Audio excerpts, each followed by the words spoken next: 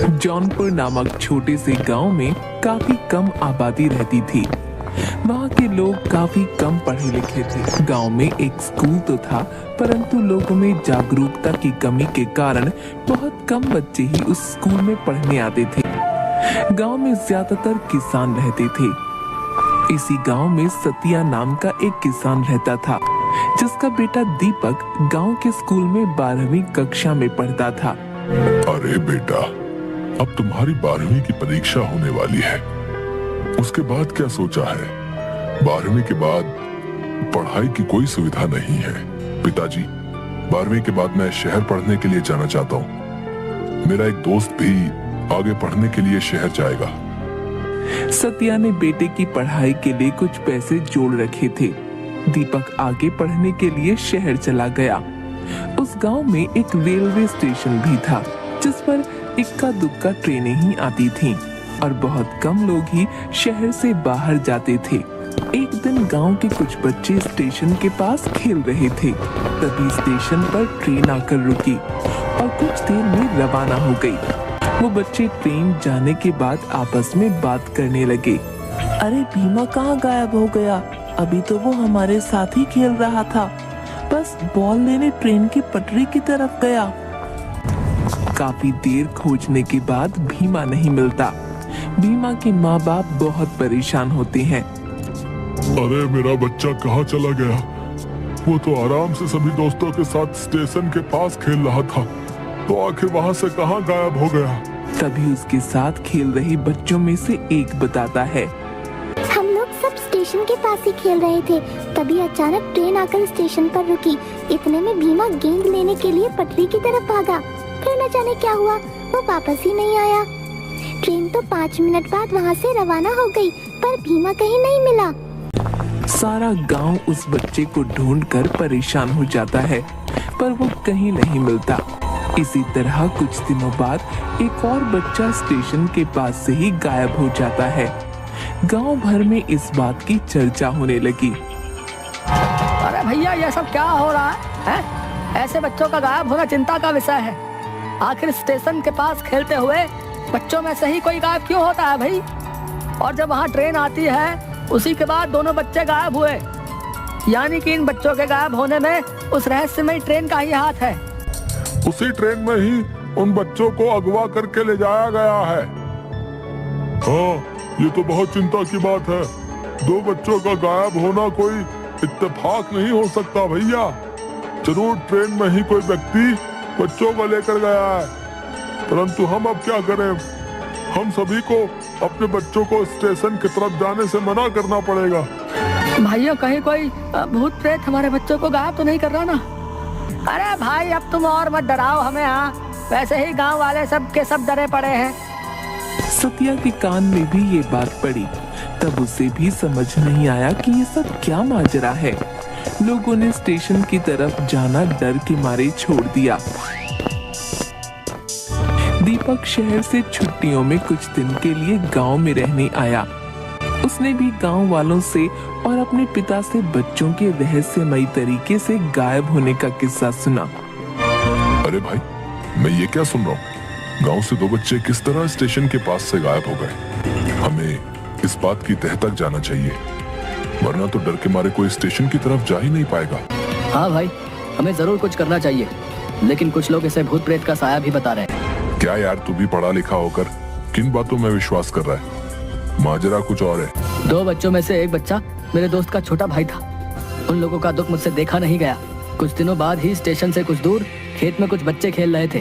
उसमें से भी एक बच्चा उसी तरह गायब हो गया, और वो भी बिल्कुल ट्रेन के स्टेशन आने के समय के आसपास। अब तो गांव वालों को चिंता सताने लगी। सभी ने बैठकर ये तय किया, अब तो हमें इस बारे में कुछ ना कुछ करना पड़ेगा भैया, वरना हमारे गांव से बच्चे इसी तरह गायब होते रहेंगे। आखिर ट्रेन आने के समय पर ही बच्चे गायब क्यों होते हैं? हमें इस बात का पता लगाना ही पड़ेगा। दीपक, तुम पढ़े लिखे हो और समझदार भी हो। तुम अपने दोस्त के साथ मिलकर इस काम में हमारी मदद कर सकते हो। दीपक और उसका दोस्त काफी सोच विचार करते हैं और एक प्लान बनाते हैं। इस बात का पता लगाने के लिए हमें उस रहस्यमय ट्रेन पर ही नजर रखनी होगी। जब भी बच्चे गायब हुए हैं वो समय लगभग वही होता है जब ट्रेन स्टेशन पर आती है। हमें छुपकर ट्रेन पर आने जाने वालों पर हाँ ये ठीक कह रहे हो। हम गांव वालों की मदद लेकर ऐसा कुछ प्लान बनाएंगे जिससे कि हम असली गुनहगार को पकड़ सकें। गांव के कुछ जवान लड़के स्टेशन मास्टर के कमरे में छुप कर बैठ जाते हैं और दीपक उन्हें समझाता है। देखिए, आप लोग इस कमरे में छुप कर बैठे, बाहर गांव के 2-3 बच्चों को स्टेशन पर खेलने के लिए छोड़ देते हैं। वो जो भी व्यक्ति है बच्चों को भी अपना निशाना बनाता है। आप लोग छुपकर अंदर से ही देखते रहना और बच्चे स्टेशन पर खेल रहे होंगे, मैं ट्रेन के अंदर जाऊंगा। इसी तरह हम उस गुनहगार का पता लगा सकते हैं जो कि बच्चों को अगवा करता है। सभी लोग दीपक के कहे अनुसार कमरे में छिप जाते हैं और बच्चे बाहर स्टेशन पर खेलने लगते हैं। ट्रेन स्टेशन पर जैसे ही रुकती है उसमें से एक आदमी कंबल ओढ़े बच्चों की तरफ बढ़ता है। अरे बच्चों, क्या खेल रहे हो? ये लो, मैं तुम सबके लिए चॉकलेट लाया हूँ। लो। वो व्यक्ति सभी बच्चों में चॉकलेट बांट देता है और उनमें से एक बच्चे को कहता है, सुनो बेटा, जरा मेरा ये बैग अंदर ट्रेन में रखवा दो, तुम्हारा बहुत भला होगा बेटा। बच्चा खुशी खुशी उस व्यक्ति का बैग लेकर उसके पीछे पीछे ट्रेन के अंदर चल देता है। दीपक और उसका दोस्त ये सब दूर से देख रहे थे। वो भी उसी डिब्बे में उन लोगों के पीछे पीछे चल देते हैं।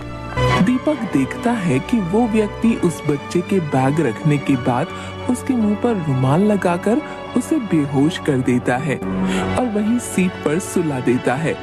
ट्रेन में कोई ज्यादा लोग नहीं थे, इसलिए वो व्यक्ति आराम से इस बच्चे को अगवा कर लेता है। दीपक भी उसी डिब्बे में बैठा उन पर नजर रख रहा था। दीपक अपने दोस्त से कहता है, मुझे लगता है ये व्यक्ति इस बच्चे को अगवा करके ले जा रहा है, परंतु ये ऐसा क्यों कर रहा है? मुझे चुपचाप इस पर नजर रखनी होगी, तभी मैं इसे रंगे हाथों पकड़ पाऊंगा। लगभग 2 घंटे के बाद एक स्टेशन पर वो व्यक्ति उस बच्चे को लेकर उतरता है और दीपक भी उसी के पीछे उतर जाता है। सामने से एक व्यक्ति आता है और उस किडनैपर से कहता है, अरे वाह भैया, एक और मुर्गा ले आए। ये तो बहुत अच्छा धंधा है। तुम उस गांव में जब भी जाते हो तुम्हारे हाथ एक ना एक बच्चा लगी जाता है और फिर हम उसे अच्छे खासे दामों में बेचकर मजा करते हैं। हाँ भाई, उस गांव में तो इतने बेवकूफ लोग रहते हैं कि कोई भी आज तक मुझे पकड़ नहीं पाया। हाँ, हमने वहाँ से 4-5 बच्चे चुरा लिए और उन्हें अच्छे दामों में शहर के भिखारी गैंग को बेच दिया, परंतु हम आज तक पकड़े नहीं गए। हमें इन लोगों का पीछा करना होगा ताकि हमें पता चल सके कि आखिर इन बच्चों को अगवा करके ये कहाँ लेकर जाता है, तभी हम इसे रंगे हाथों पकड़वा सकते हैं। हाँ, हमें बड़ी सावधानी से इन लोगों का पीछा करना होगा। हो सकता है हमें वहाँ अपने गांव से अगवा हुए बच्चे भी मिल जाएं। फिर दीपक और उसका दोस्त उन दोनों किडनैपर्स का पीछा करने लगते हैं। उस बच्चे को लेकर वो दोनों लोग एक सुनसान जगह पर पहुंचते हैं। दीपक और उसका दोस्त बहुत सावधानी से उन लोगों का पीछा करते रहते हैं। तभी वो लोग एक बड़े से कमरे में दाखिल होते हैं।